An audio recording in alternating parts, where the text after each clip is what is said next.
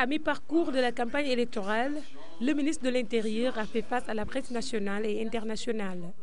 À l'ordre du jour, le volet sécuritaire de cette campagne qui repose sur un certain nombre de dispositifs. En conséquence, tout n'est pas permis, même en période électorale. Même en période électorale, et surtout en période électorale, l'autorité chargée du maintien de l'ordre public et de la préservation de cet ordre public doit veiller à cela. Le ministre de l'Intérieur va jusqu'à qualifier de vagabondage la dernière manifestation du mouvement Y en a marre à la place de l'Obélisque. Cette place n'est pas faite pour ça.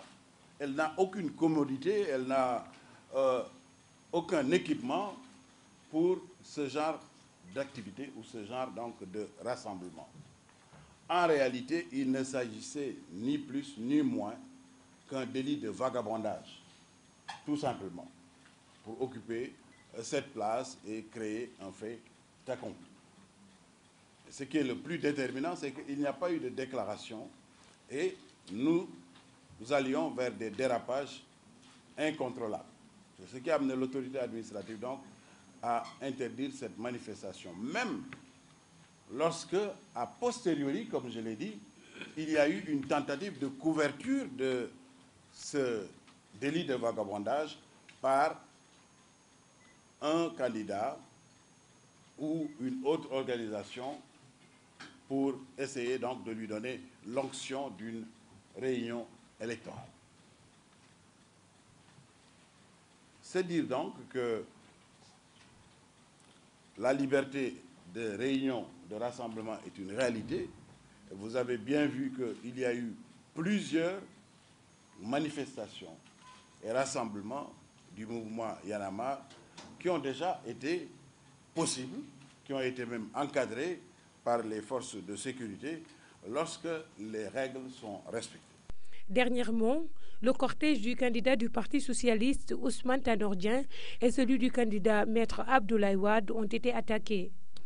Un appel à la sérénité est lancé par Ousmane Ngom qui qualifie l'attaque du candidat du Parti démocratique sénégalais de plan guet-apens. Vous avez cité deux candidats qui ont été victimes de violences, le candidat Abdoulaye Wade et aussi le candidat Ousmane Tanor Dieng. Nous le regrettons. Nous pensons qu'encore une fois, ce sont des candidats et des hommes d'État qui ne sont pas des novices dans la politique et qui ont rendu des services éminents à notre pays et qui devraient donc retenir leurs troupes pour éviter ce genre de dérapage. Je pense que d'ailleurs, ce qui s'est passé hier à Nguyen n'est pas à mettre sur le même pied que ce qui s'est passé ces derniers jours.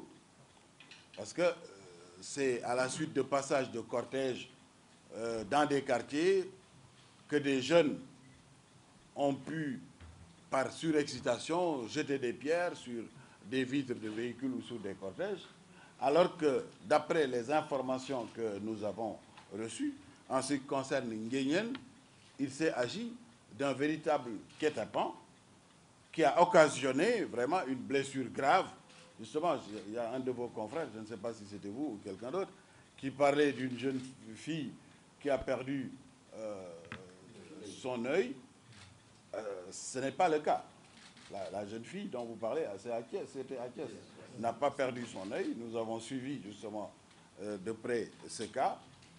En revanche, hier, à Nguyen, la personne a perdu son œil. Alors, ce qui est quand même regrettable. Et je pense que l'enquête fera la lumière de tout ce qui s'est passé. Mais il faut que les leaders politiques en reviennent à plus de sérénité parce qu'encore une fois, la violence entraîne la violence. Dans cette période, la sécurité des candidats et celle des populations reste la priorité des forces de l'ordre. Même si des traitements de faveur ont été constatés et dénoncés par certains, la sécurité nationale est la seule chose qui vaille, pour ainsi dire, que force reste à la loi. dans n'importe quelle situation.